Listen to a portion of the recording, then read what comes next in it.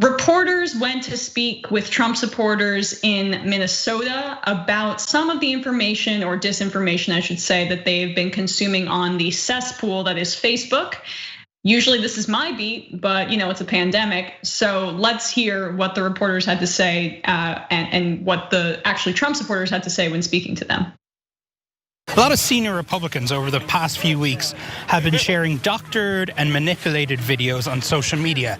Now, the Trump campaign and Trump supporters will often say these videos are clearly jokes. They are memes. People know they're memes. People know they're fake. When they say, well, this is fact-checked, it's wrong because it's taken out of context. Like when Joe Biden fell asleep during a live interview on television. He claimed that he fell asleep. I think that was an edited one, right? I didn't think it was. It looked pretty live to me with no cuts in it. Joining us live this morning from New York. Hey, good morning. Wake up. Yes. Wake up. I can't hear anything. Okay. This is your wake-up call, Harry. Is this the video that you're talking about? Could be, yeah. Biden falling asleep. Should I watch it really quick? Sure. So this is Washington Post.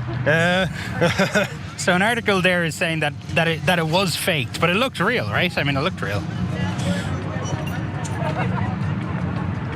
Well, I mean, I definitely wouldn't doubt that it would happen. Even if it is fake, does it change your opinion of Biden? God, no. You got to sift through it. I missed that one, but it was a good laugh. It was a really good laugh, and like I said, I wouldn't doubt it. Exactly, because the point of this content is that it doesn't have to be true, it just has to feel like it's true.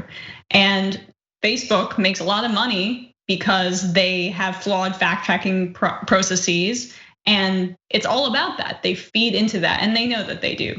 So many of the president's supporters told CNN that they felt the platform's fact-checking processes were biased against conservative viewpoints. Others discussed social media posts that contain manipulated media as if they were real. And the Trump campaign is actively fostering that kind of perspective as well.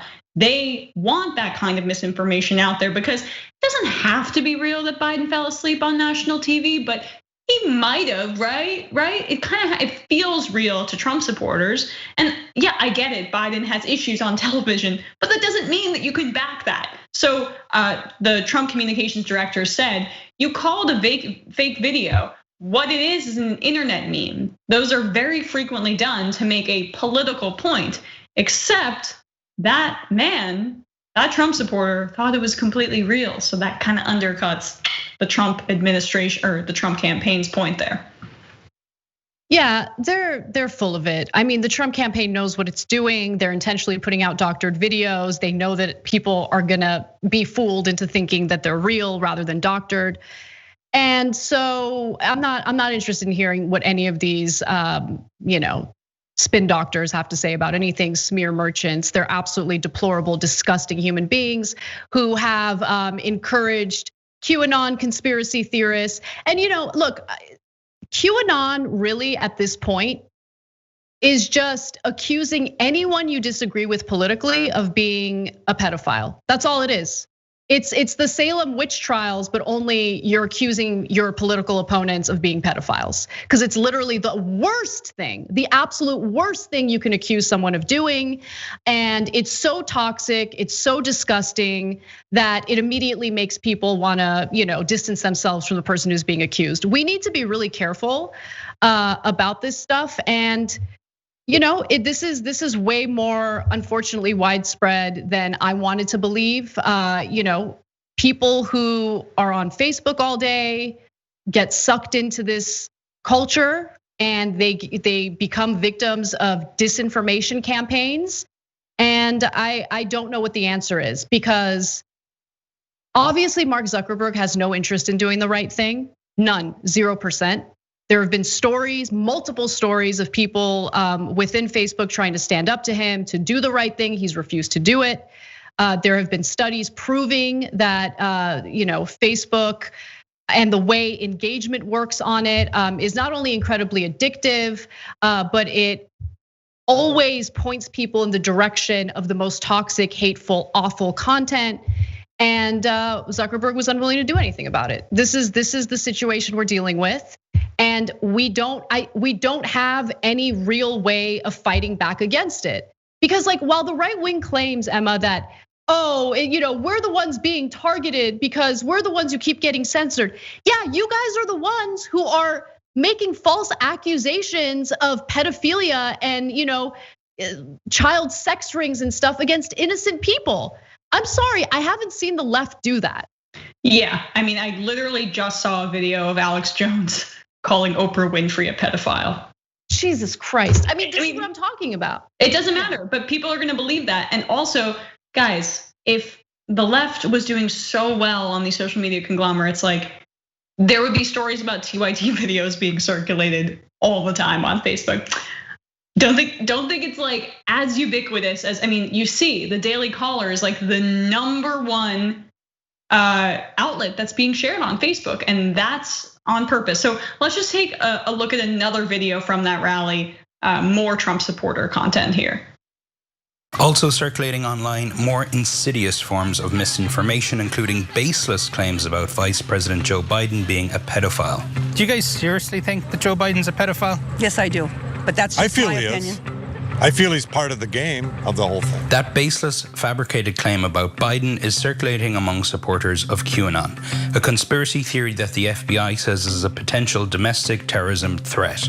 Some of these false claims have been amplified by the president himself. The FBI is saying QAnon is a dangerous conspiracy theory. Does that make you think for a second, hang on, should I be following this thing? No, because QAnon's bringing up the bad things about the FBI. That's why they're saying it. That's why they're afraid of it. By the way, the FBI is law enforcement. Thought you guys loved law enforcement. I don't really know what to say. And stop making me side with the FBI. It's so annoying. But yeah, of course, those videos are just, it's deeply disturbing.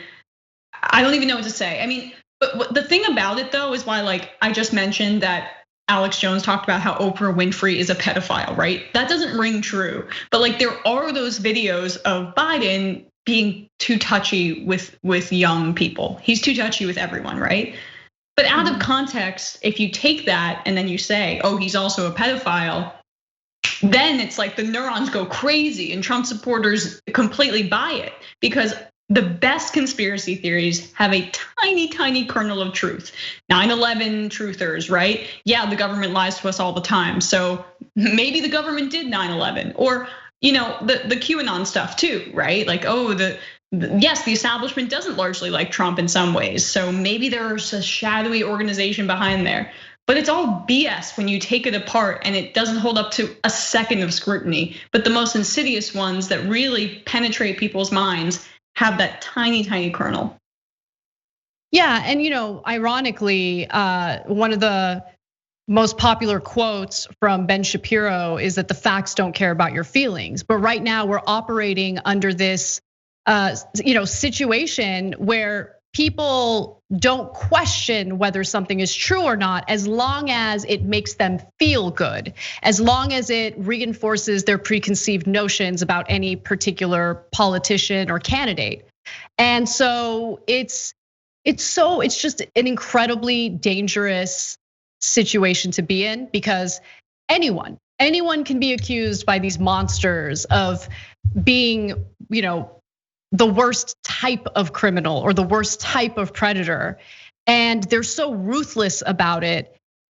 And they're also armed, I mean, part of the reason why this is so dangerous is because we've already had instances of people trying to carry out acts of violence because they're absolutely convinced that there's some underground child sex trafficking ring and they want to take matters into their own hands and fight for justice.